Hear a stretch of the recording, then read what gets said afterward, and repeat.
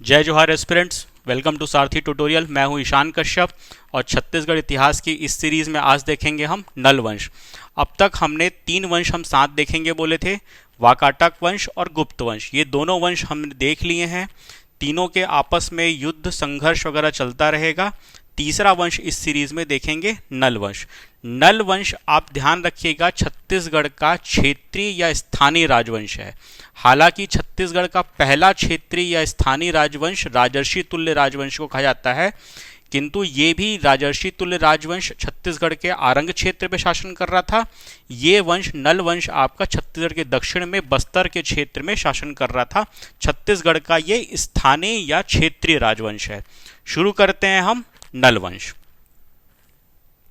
ठीक है, जैसा हमने देखा था कि गुप्त वंश, वाकाटक वंश और नल वंश तीनों साथ में शासन करेंगे और इनका आपस में इनका टकराव चलता रहेगा। तीनों का शासन क्षेत्र आपने देख लिया। अभी हम देख रहे हैं नल वंश। नल वंश का शासन क्षेत्र छत्तीसगढ़ के दक्षिण में और साथ ही उड़ीसा के कुछ क्षेत्र में नल वंश का शासन रहेगा। नल वंश का शासन काल क्या है आपका? नल वंश का शासन काल है 4th सेंचुरी से लेके 12th सेंचुरी तक। इस शासन काल को आप प्रमाणित नहीं मान सकते, लेकिन आपका ज़्यादातर सूत्रों से यही आपको डेट मिलती है जिसको आप मान के चलेंगे। तो नल वंश का शासनकाल आप मान के चलेंगे 4th सेंचुरी से लेके 12th सेंचुरी तक। नल वंश का शासन क्षेत्र या साम्राज्य कहाँ था? तो छत्तीसगढ़ का दक्षिण क्षेत्र, आपका दंडकारण्य, बस्तर संभाग और साथ ही साथ उड़ीसा के कुछ क्षेत्रों में इस वंश का शासन था।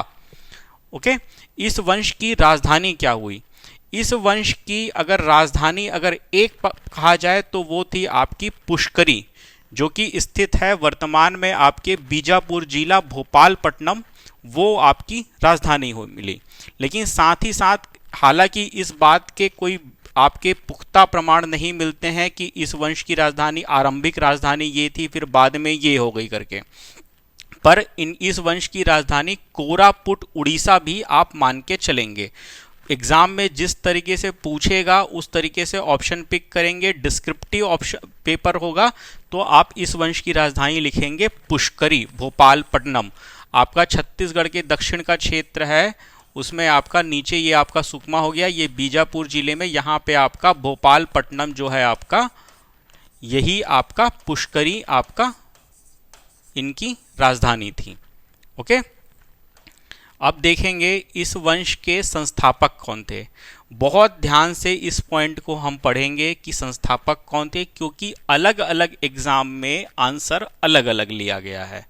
तो इस वंश के संस्थापक, आदि पुरुष या कुल पुरुष, वो हैं आपके शिशुक। ठीक है, होता क्या है यार, एक ना किसी वंश का एक पहले आदि पुरुष होता है, मूल पुरुष होता है जो उस वंश की स्थापना करता है, लेकिन संस्थापक उसको माना जा सकता है जिसने साम्राज्य एक्चुअल में स्थापित किया। ये एक थ्योरी बता रहा हूं मैं, इसमें आप किस तरह से कोरिलेट करते हैं इट्स अप टू यू। तो इस वंश का संस्थापक आप लेके चलेंगे शिशुक। ओके, उसके बाद इस वंश के वास्तविक संस्थापक कौन होंगे? इस वंश के वास्तविक संस्थापक वो होंगे वराहराज।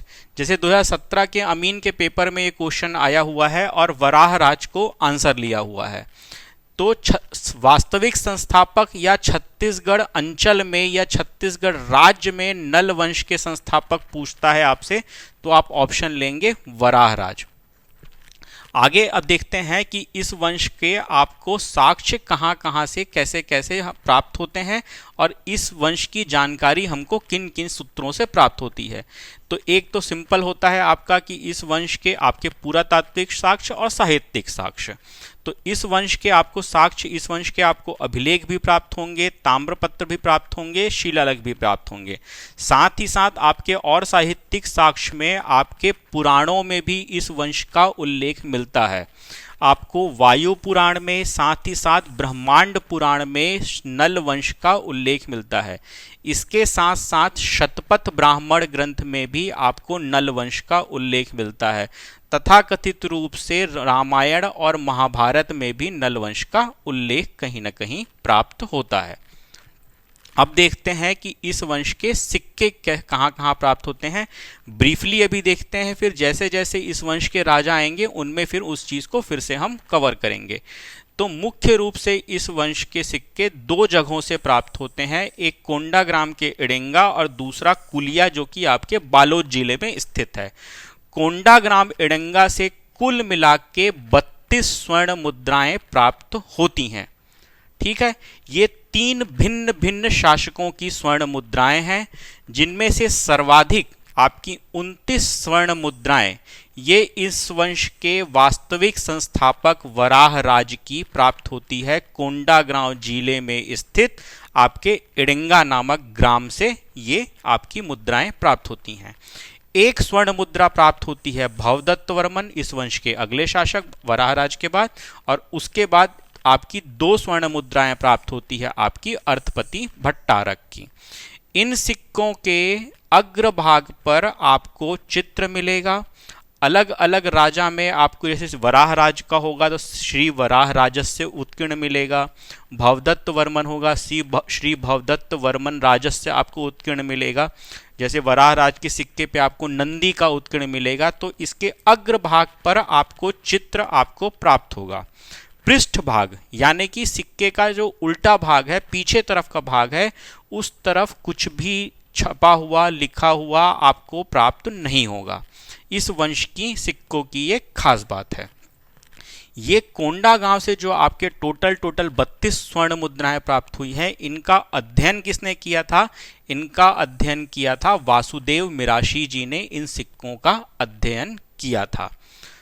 कुल मिला के कोंडाग्राम के इडेंगा से 32 स्वर्ण मुद्राएं प्राप्त हुई हैं। Out of them 29 belongs to Varaharaja, 1 belongs to Bhavadatta Varman and 2 gold coin belongs to Arthapati Bhattarak.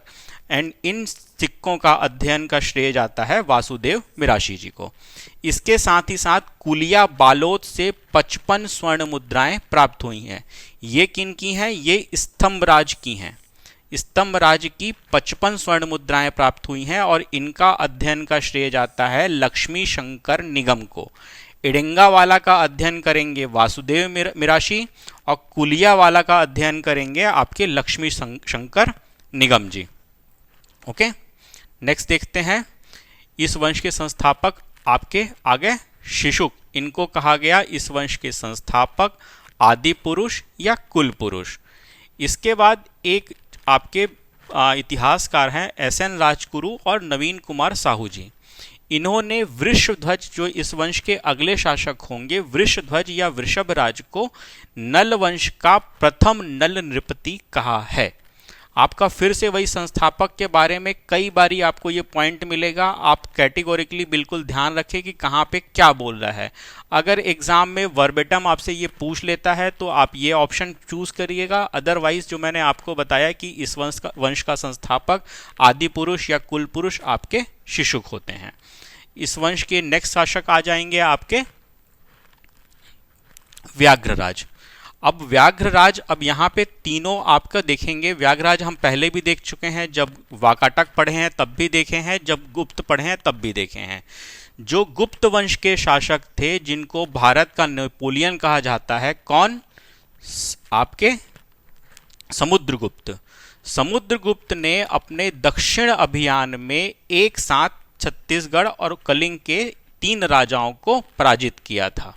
इसका उल्लेख कहाँ से प्राप्त होता है? आपका समुद्रगुप्त के चारण जो थे हरिशेणकृत प्रयाग प्रशस्ति अभिलेख। ये देखिएगा, प्रयाग प्रशस्ति अभिलेख, आपके हरिशेणकृत प्रयाग प्रशस्ति अभिलेख से हमको ये जानकारी प्राप्त होती है कि समुद्रगुप्त ने अपने दक्षिण अभियान में व्याघ्रराज को पराजित किया, नलवंशी शासक। और इसी व्याघ्रराज को पराजित करने के बाद ये व्याघ्रहंता, मतलब व्याघ्र को मारने वाला या हराने वाला, हंता का मतलब हालांकि मारने वाला होता है, लेकिन यहाँ पे मारा नहीं था, व्याघ्रराज को पराजित किया था। लेकिन पराजित करने के बाद ये व्याघ्रहंता की उपाधि धारण की थी समुद्रगुप्त ने। इसकी जानकारी मिली हमको प्रयाग प्रशस्ति अभिलेख के। प्रयाग प्रशस्ति अभिलेख के जैसे मैंने बहुत ज़्यादा लंबा नहीं खींचता इसको, आपको बताया था कि 19वें पंक्ति में आपको उल्लेख मिलता है कि कौशलक आपका महेंद्र, महाकांतारक व्याघ्रराज और कौरालक मष्टराज, ये कौरालक आपके कलिंग क्षेत्र के हो गए, मष्टराज ये तीनों को पराजित किया और ग्रहण मोक्ष और अनुग्रह की नीति के अंतर्गत तीनों को अनुग्रह प्रदान किया, उनका शासन उनको वापस लौटा दिया और उनके प्राणों की भी उनके नहीं लिए, प्राण भी उनको बिल्कुल सुरक्षित रखा। लेकिन यहाँ पे एक चीज दिखता है कि इन राजाओं ने उसके बाद से गुप्त संवत का प्रयोग अपने विभिन्न अभिलेखों इत्यादि में प्रारंभ कर दिया, जो कि ये दर्शाता है कि इन वंशों ने आपके वाकाटक वंश और आपका नल वंश, इन्होंने गुप्त वंश की अधिसत्ता स्वीकार कर ली थी। किसी का संवत अगर यूज कर रहे हैं तो ऑब्वियसली इट डिफाइंस ना कि ये उनका अधिसत्ता स्वीकार कर लिए। तो गुप्त संवत आपका कब था? 319 ईस्वी में जो गुप्त संवत आया था उसको इन्होंने अपने शासकीय कार्यों में उसका प्रयोग शुरू कर दिया। ओके, अब आगे देखते हैं। व्याघ्रराज के बाद आएंगे आपके वही वृषभराज, जिनके बारे में एस.एन. राजगुरु और नवीन कुमार ने कहा था कि ये नल वंश के पहले नल नृपति है। इनके बारे में इतना ही एक फैक्ट है, बीच में एक राजा थे, मोस्ट प्रोबेबली ये कभी किसी एग्जाम में पूछेगा नहीं इस तरह से, बस just for the sake of information मैं आपको ये बता दे रहा हूँ, एक बार बस देख लो पढ़ लो, कभी इसको वैसे उस तरीके से उतना इंपॉर्टेंट देते हुए इसको याद करने की आवश्यकता नहीं है। नेक्स्ट इस वंश के मुख्य राजा आते हैं, वो आते हैं आपके वराहराज। वराहराज को इस वंश का क्या कहा गया है? वास्तविक संस्थापक कहा गया है। वराहराज शैव धर्म के उपासक थे।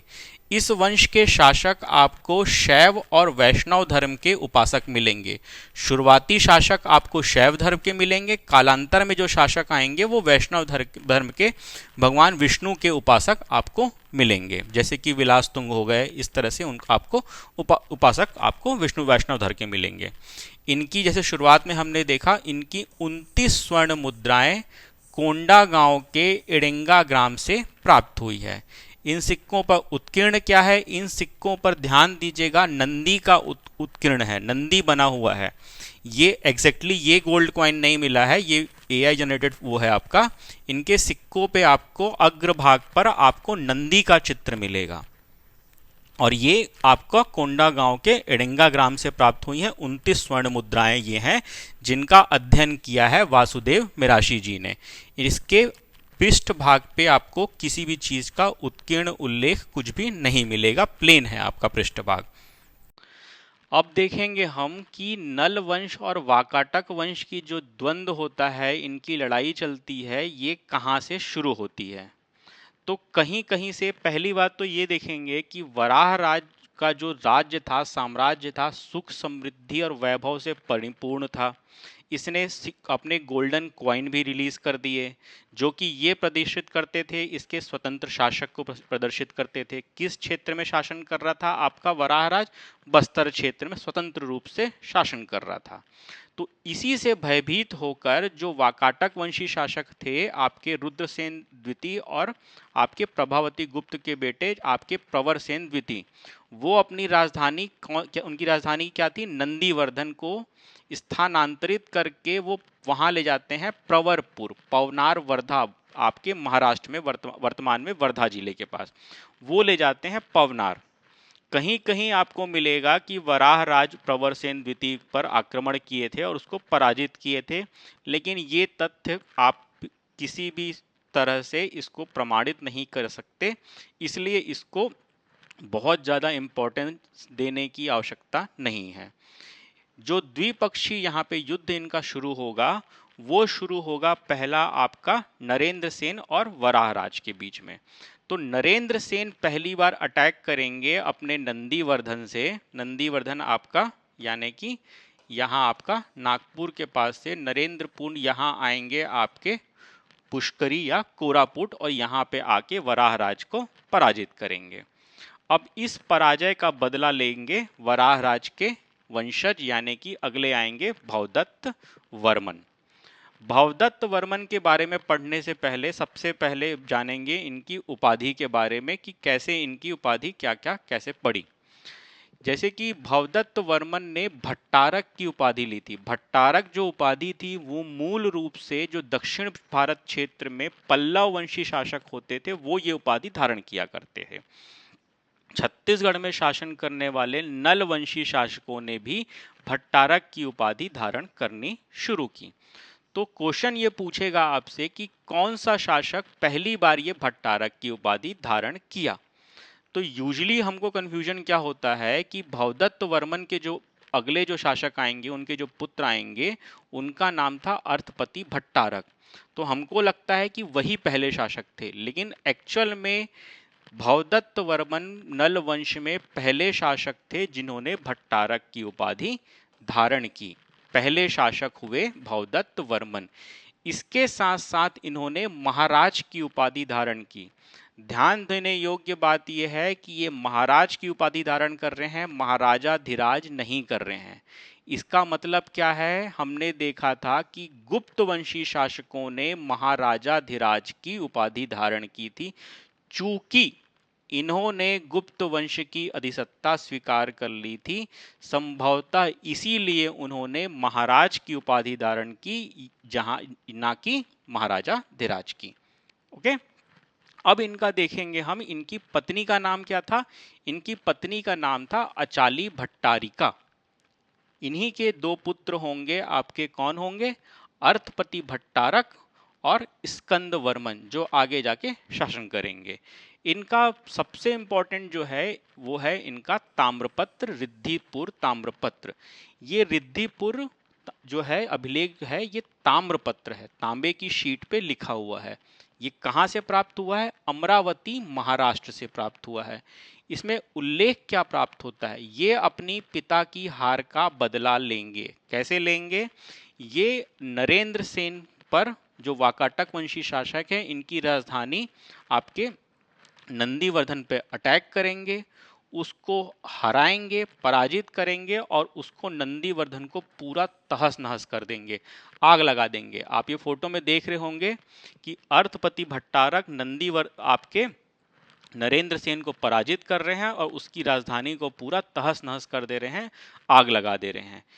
इस युद्ध अभियान में जो आपके भवदत्त वर्मन थे, इनके जो बड़े बेटे थे अर्थपति भट्टारक, ये उनके साथ थे।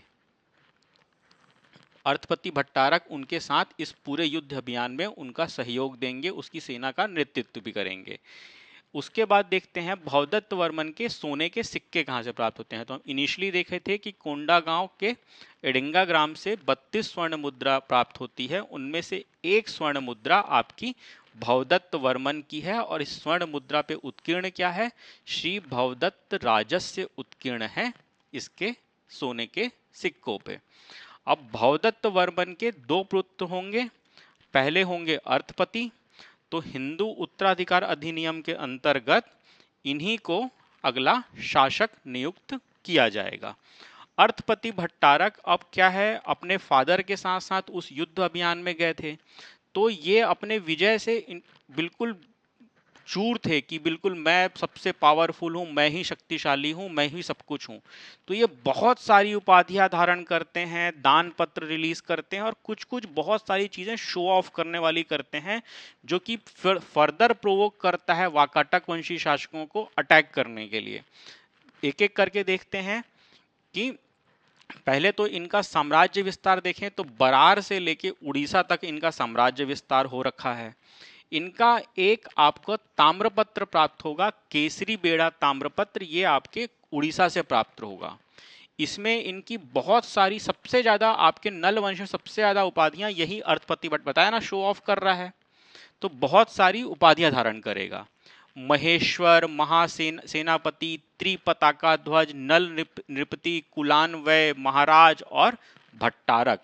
भट्टारक की उपाधि तो धारण करेंगे, साथ ही साथ इतनी सारी उपाधियां और धारण करेंगे। उसके बाद ये गोल्ड कॉइन भी रिलीज करेंगे। गोल्ड कॉइन रिलीज करना एक तरह से प्रतीक था स्वतंत्र रूप से शासन करने का किसी भी शासक का। तो इनकी भी 2 स्वर्ण मुद्राएं प्राप्त हुई हैं कोंडागांव, आपके कोंडागांव के एडिंगा ग्राम से, जिसका अध्ययन वासुदेव मिराशी जी ने किया है। अब ये इसके सिंहासन रोहण के 7वें वर्ष में अर्थपति भट्टारक पुष्करी से दान पत्र रिलीज करता है। ये सब चीजें जो कर रहा है, ये सब उपाधि धारण कर रहा है, कॉइन रिलीज कर रहा है, दान पत्र रिलीज कर रहा है, ये बार बार ये सब चीजें वाकाटक वंशियों को प्रोवोक करता है उसको उनको आक्रमण करने के लिए। तो फाइनली पृथ्वीसेन द्वितीय अपने पिता की हार का बदला लेंगे और अटैक करेंगे किस पे? अर्थपति भट्टारक पे। और अर्थपति भट्टारक को बुरी तरह पराजित करेंगे। अर्थपति भट्टारक इस युद्ध में लड़ते हुए वीरता पूर्वक आपका उसकी मृत्यु भी हो जाती है। और साथ ही साथ जिस तरह से भवदत्त वर्मन ने नंदीवर्धन को तहस नहस कर उसको आग लगाया था, उसी प्रकार वाकाटक वंशी शासक पृथ्वीसेन द्वितीय इनकी राजधानी पुष्करी को तहस नहस करेंगे और उसको आग लगा देंगे। अब इसके बाद अगले शासक देखते हैं। अगले शासक आएंगे जो पुनः नल वंश को थोड़ा स्थायित्व प्रदान करेंगे और उसको वापस से उसका वैभव प्रदान करेंगे। ये स्कंद वर्मन जो थे ये भवदत्त वर्मन के ही पुत्र थे या अर्थपति भट्टारक के छोटे भाई थे। जब अर्थपति भट्टारक मारे गए तब ये बने इस वंश के अगले शासक। अर्थपति भट्टारक का आपको अभिलेख प्राप्त होगा पोड़ागढ़ अभिलेख। अब इस अभिलेख के बारे में खास बात क्या है? ये पोड़ागढ़ अभिलेख जो है ये प्राप्त होता है आपका जयपुर उड़ीसा से। ठीक है, उड़ीसा से आपको ये अभिलेख प्राप्त होगा जयपुर में। ये नल वंश का पहला शिलालेख है। अभी तक जो रिद्धिपुर और जो केसरी बेड़ा देखे थे ये ताम्रपत्र थे। ये पोड़ागढ़ अभिलेख जो है ये शिलालेख है। ये नल वंश का पहला शिलालेख है। इस शिलालेख का प्रारंभ कैसा होता है? पहला ही इस शिलालेख का लाइन है, विजयी था, विजयी है और विजयी रहेगा। उसके विजय का एक उद्घोषणा है इस शिलालेख में। उसके बाद ये शिलालेख संभवतः मेरे ख्याल से स्कंद वर्मन वाकाटक वंश के शासक देवसेन को पराजित करने के बाद शायद जारी किए होंगे। वाकाटक वंश के शासक अंतिम शासक आपके देवसेन को पराजित करते हैं। इसका उल्लेख आपको पोड़ागढ़ अभिलेख में प्राप्त होता है। पराजित करने के बाद अपने वो पुष्करी को पोड़ागढ़ के रूप में स्थापित करते हैं और पुष्करी को उसका पुराना वैभव प्रदान करते हैं। पोड़ागढ़ पुष्करी को पोड़ागढ़ के रूप में स्थापित करते हैं, उसका पुराना वैभव उसको प्रदान करते हैं और यहीं पोड़ागढ़ में एक विष्णु मंदिर का निर्माण करते हैं। अब देखेंगे अब यहाँ पे इस धर्म के शासक वैष्णव धर्म के या विष्णु भगवान के उपासक बन जाएंगे। शुरुआत में हमने देखा था कहाँ? वराहराज में। वराहराज शैव धर्म के उपासक थे। ये पोड़ागढ़ में एक विष्णु मंदिर का निर्माण करेंगे। साथ ही साथ ये अग्रहारा जो आपकी परंपरा थी उस परंपरा के प्रवर्तक कहे जाते हैं आपके स्कंद वर्मन। अब ये पूरा जो युद्ध हुआ है इसको फिर से एक बार देख लेते हैं। सबसे पहले प्रारंभ होता है आपका गुप्त वंश के शासक आपके समुद्रगुप्त। समुद्रगुप्त अटैक करते हैं दोनों वाकाटक पे और आपके व्याघ्रराज पे, दोनों को पराजित करते हैं। दोनों को ग्रहण मोक्ष अनुग्रह नीति के तहत दोनों को छोड़ देते हैं। व्याघ्रराज को हरा के व्याघ्रहंता की उपाधि धारण करते हैं। पूरी जानकारी प्राप्त होगी आपको प्रयाग प्रशस्ति अभिलेख से। उसके बाद आपका प्रारंभ होता है यहाँ पे वराहराज अपनी शक्ति को सुदृढ़ करते हैं। साम्राज्य सुख समृद्धि वैभव से संपूर्ण है, जिससे प्रवर सेन द्वितीय को प्रॉब्लम होती है और अपनी राजधानी वो प्रवरपुर शिफ्ट कर देते हैं, पवनार वर्धा। अटैक करते हैं कि नहीं करते हैं इसके आपको पुख्ता प्रमाण आपको प्राप्त नहीं होंगे। इवेंचुअली नरेंद्र सेन आपके वराहराज पे हमला करेंगे और उसको पराजित करेंगे। उसके बाद वराहराज के पुत्र भवदत्त वर्मन इस हमले का बदला लेंगे, जिसका उल्लेख रिद्धिपुर ताम्रपत्र से प्राप्त होगा। नरेंद्र सेन को पराजित करेंगे, उसकी राजधानी नंदीवर्धन को तहस नहस करेंगे, आग लगा देंगे। अब इधर वाकाटक वंशी बदला लेंगे किससे? अर्थपति भट्टारक से, इसी हार का। इसी का उल्लेख प्राप्त होता है केसरी बेड़ा ताम्रपत्र से। उसके बाद आएंगे स्कंद वर्मन। स्कंद वर्मन पोड़ागढ़ शिलालेख से जानकारी प्राप्त होती है कि वाकाटक वंशी शासक देवसेन को ये पराजित करेंगे और यहाँ पे ये द्विपक्षीय संघर्ष यहाँ पे समाप्त होता है। इसके बाद देखते हैं हम कि इसी कालखंड में 609 से लेके 645 तक 3 राजवंश मूल रूप से भारत में शासन कर रहे थे।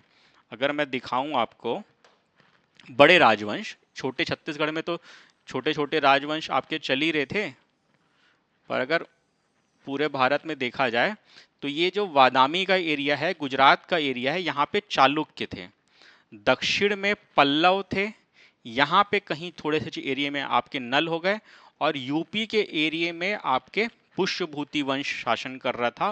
उनकी राजधानी थी कन्नौज, यहाँ कहीं पे आपको पड़ेगा कन्नौज।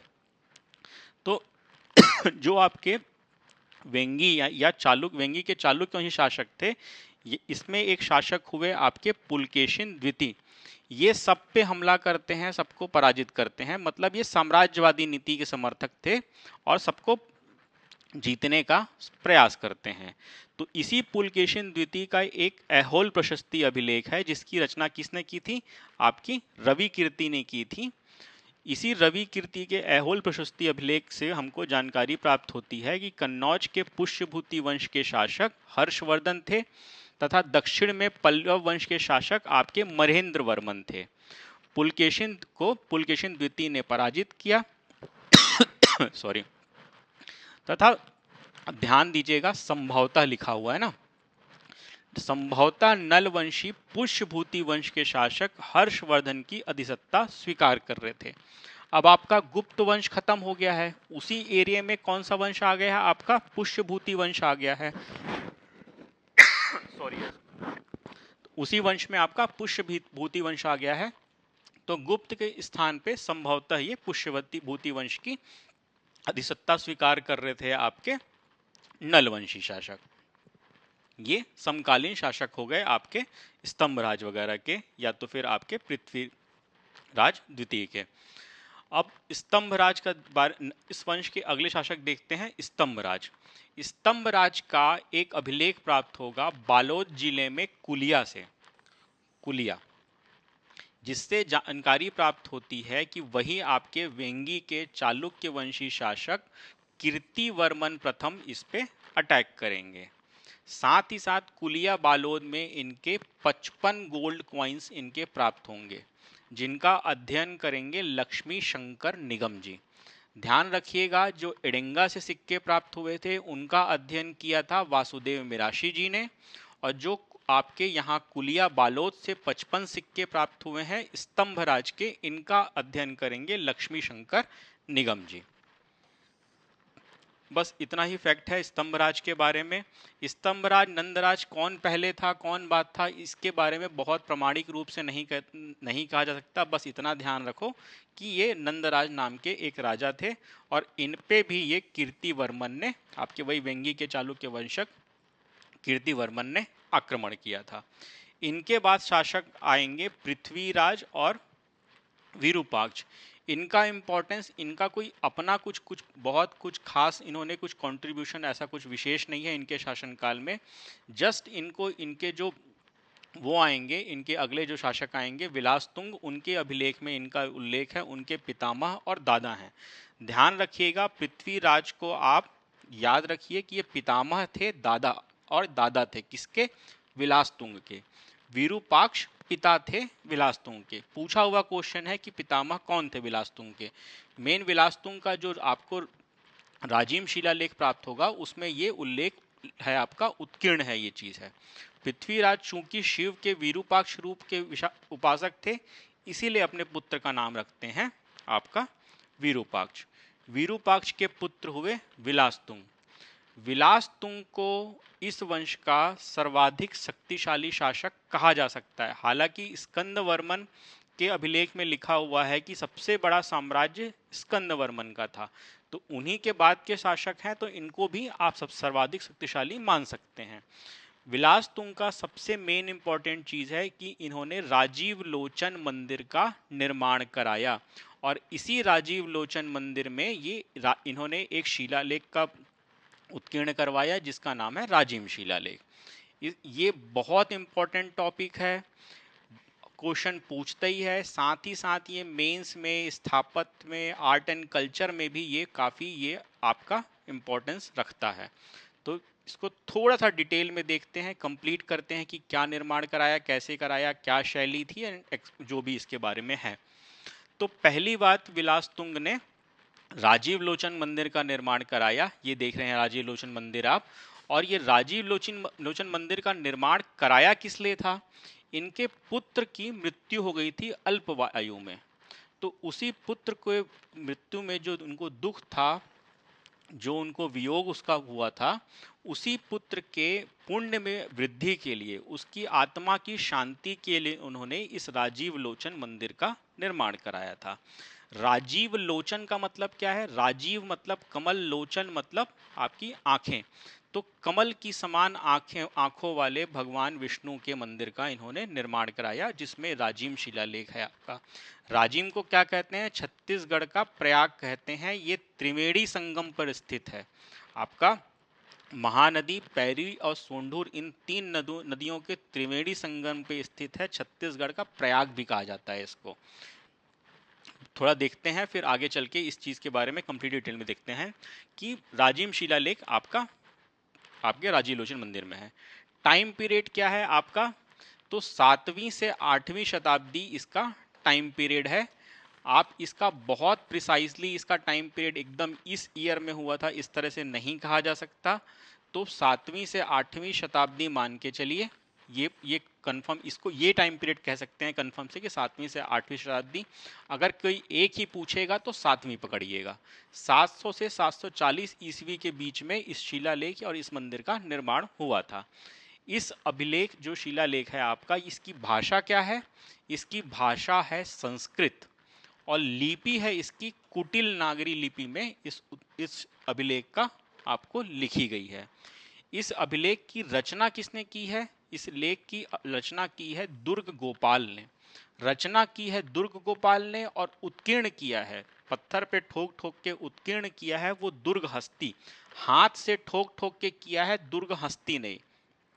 याद रखने के लिए ऐसे ही रख के चलो कि उत्कीर्ण कर्ता कौन है? दुर्ग हस्ती, और रचयिता कौन है? आपके दुर्ग गोपाल। ये हो गए आपके दुर्ग हस्ती। अब इसमें उल्लेख क्या क्या है? उल्लेख इनके पिता विरूपाक्ष हो गए इनके, और पितामह जो मैं बोल रहा था आपके पितामह थे पृथ्वी राज का उल्लेख है।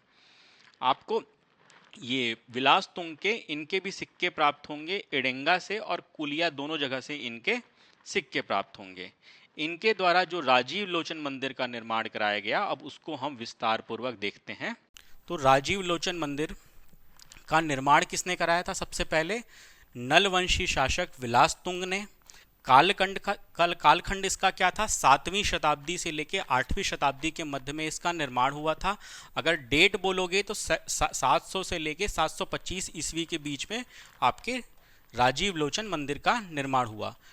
कहाँ हुआ? तो छत्तीसगढ़ का प्रयाग, राजिम, गरियाबंद जिले में महानदी, पैरी और सोंढूर नदी के त्रिवेणी संगम स्थल में आपके राजीव लोचन मंदिर का निर्माण हुआ। राजीव लोचन मंदिर के निर्माण का उद्देश्य क्या था? हुआ क्या, विलास तुंग के जो पुत्र थे उनकी अल्प आयु में ही मृत्यु हो गई। तो उनकी आत्मा की शांति के लिए और उनकी पुण्य में वृद्धि के लिए उनकी ही स्मृति ने विलास तुंग ने राजीव लोचन मंदिर का निर्माण कराया। राजीव लोचन मंदिर, अभी तक हमने देखा था जैसे वराहराज जैसे अन्य शासक थे वो शैव धर्म के उपासक थे, लेकिन राजीव लोचन मंदिर भगवान विष्णु का मंदिर है। यहाँ भगवान विष्णु की चतुर्भुजी काले पत्थर से बनी हुई मूर्ति यहाँ पे स्थापित है। तो भगवान विष्णु को समर्पित है आपका राजीव लोचन मंदिर। राजीव लोचन मंदिर के निर्माण के पश्चात कालांतर में जो और वंश आएंगे, जैसे कि कलचुरी वंश आएगा कालांतर में, तो कलचुरी वंश के शासक एक होंगे पृथ्वीदेव द्वितीय।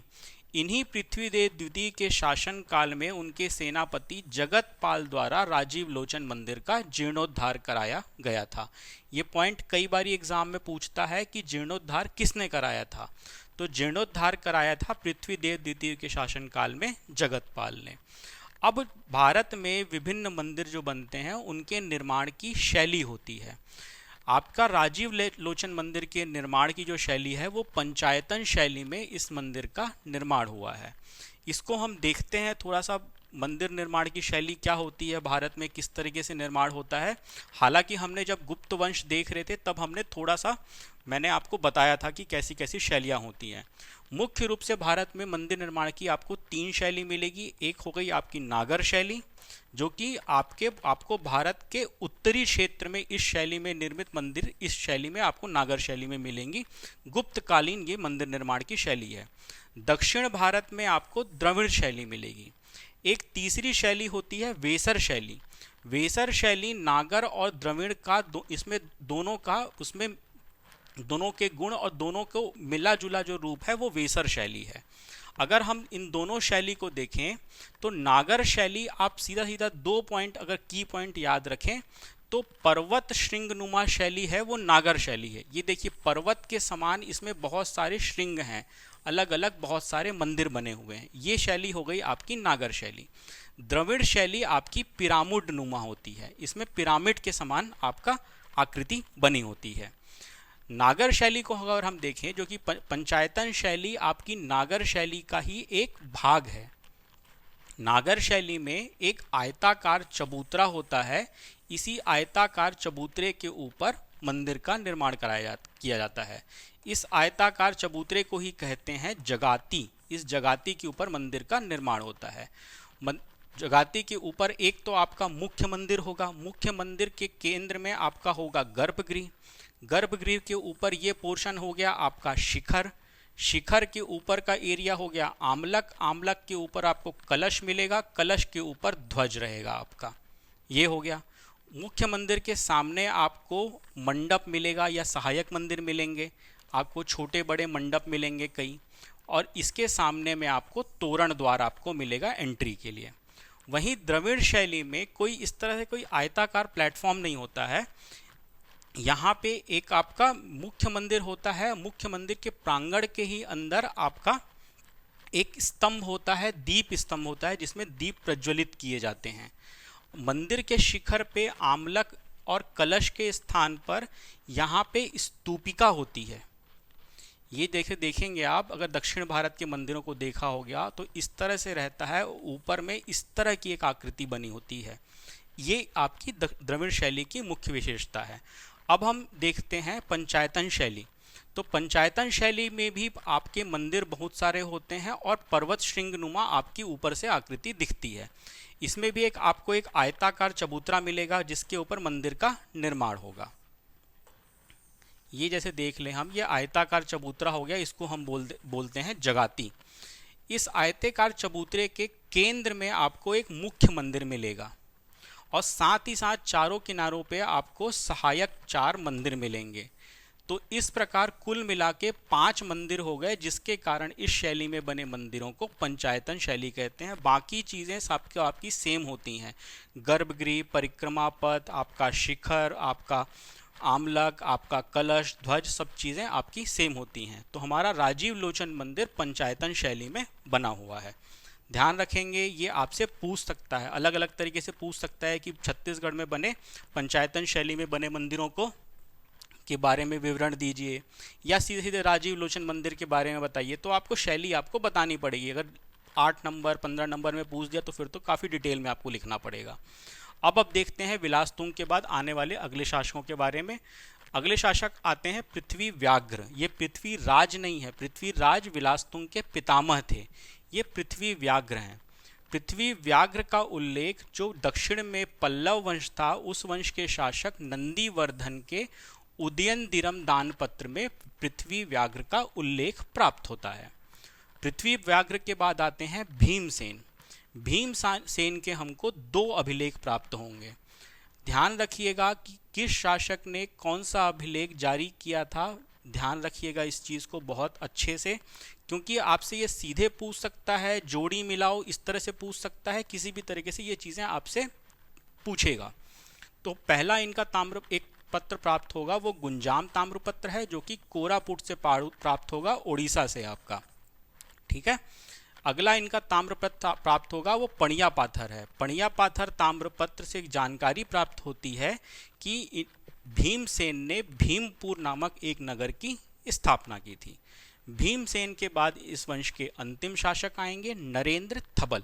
नरेंद्र धवल नल वंश के अंतिम शासक हो गए।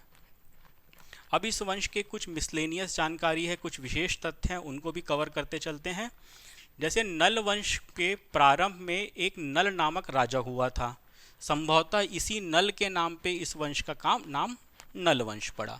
संस्थापक, आदि पुरुष, कुल पुरुष में आपको डाउट बना रहेगा। ऑप्शन के हिसाब से ही आपको आंसर पिक करना है, ये ध्यान रखिएगा। सारे फैक्ट पढ़ते चलिए सो दैट आप इजीली ऑप्शन एलिमिनेट करके सही आंसर पिक कर सको। कोंडा गांव में एक ग्राम है नलवाड़ी करके। ये नलवाड़ी ग्राम आपका नल वंश से संबंधित है। नलवाड़ी ग्राम नल वंश से संबंधित है। अब जब नल वंश समाप्त होता है तो एक सीधे सवाल में आता है कि इसके बाद कौन सा वंश आया और या किस वंश ने इस वंश को समाप्त किया। तो आपको ये मिलेगा कहीं फैक्ट कि कलचुरी शासकों ने इनको पराजित किया, पर इस तथ्य को बहुत ज़्यादा सही मानना उचित नहीं होगा, क्योंकि कलचुरी वंश का जो साम्राज्य था वो मुख्य रूप से छत्तीसगढ़ के मध्य भाग में ही फैला हुआ था, और नल वंश का साम्राज्य जो था वो छत्तीसगढ़ के दक्षिण में बस्तर संभाग एरिया में था। तो ये उतना ज़्यादा आपको लॉजिकल नहीं लगता है। नल वंश के बाद इस दक्षिण क्षेत्र में आपको छिंदक नागवंशियों का शासन आपको दिखाई देता है। छिंदक नागवंशियों ने पहली आपकी 11वीं शताब्दी से लेके 1324 तक शासन किया था। संभवतः 1324 ही है। उसके बाद काकती वंश के अन्नमदेव आक्रमण करेंगे और काकती वंश की स्थापना हो जाएगी इस क्षेत्र में। लेकिन आपको छिंदक नागवंश और नल वंश के बीच कोई भी टकराव, कोई भी संघर्ष, कोई युद्ध के प्रमाण प्राप्त नहीं होते हैं। तो किस प्रकार ये वंश समाप्त हुआ इसके बारे में क्लियर कट पिक्चर नहीं है। बस ये जान लीजिए कि नल वंश के बाद छिंदक नागवंशियों ने इस क्षेत्र में शासन किया। यहाँ पे आपका नल वंश पूरी तरीके से समाप्त होता है। अब हम इस वंश के जो जितने अभिलेख प्राप्त हुए थे इनको फिर से रिवाइज करते हैं। किन किन शासकों को थे। सबसे पहला इस वंश के संबंध में जिस अभिलेख से हमको जानकारी प्राप्त होती है वो है प्रयाग प्रशस्ति अभिलेख। प्रयाग प्रशस्ति अभिलेख समुद्रगुप्त का था, जिसकी रचना हरिशेन ने की थी। दूसरा है रिद्धिपुर ताम्रपत्र, ये भवदत्त वर्मन का है और अमरावती महाराष्ट्र से प्राप्त हुआ था, जिससे हमको जानकारी प्राप्त होती है युद्ध की, जिसमें भवदत्त वर्मन ने वाकाटक वंशी शासक नरेंद्र सेन को पराजित किया था। तीसरा ताम्रपत्र प्राप्त होता है केसरी बेड़ा ताम्रपत्र, ये अर्थपति भट्टारक का है।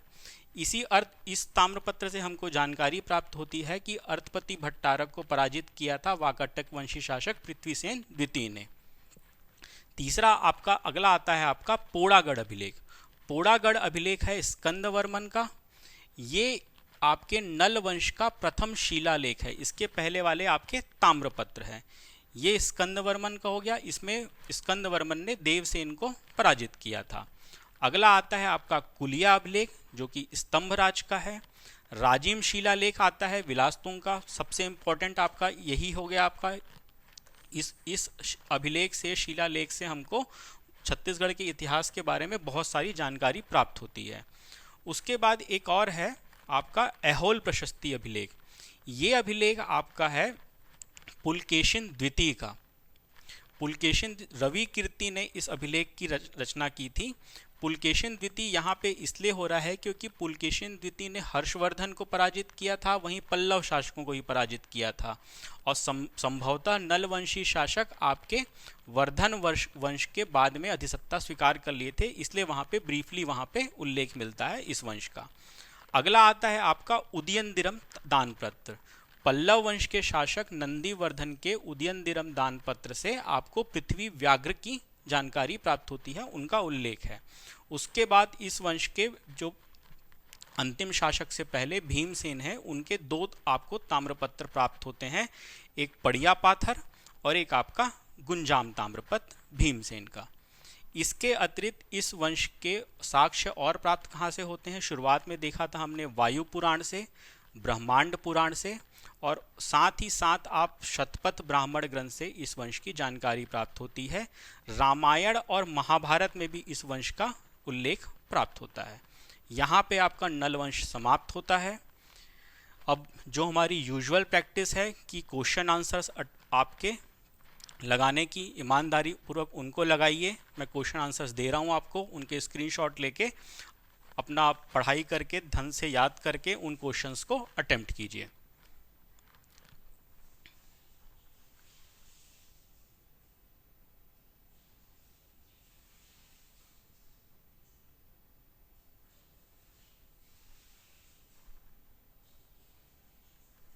चलिए नेक्स्ट लेक्चर में मिलते हैं। जय जोहार, जय हिंद।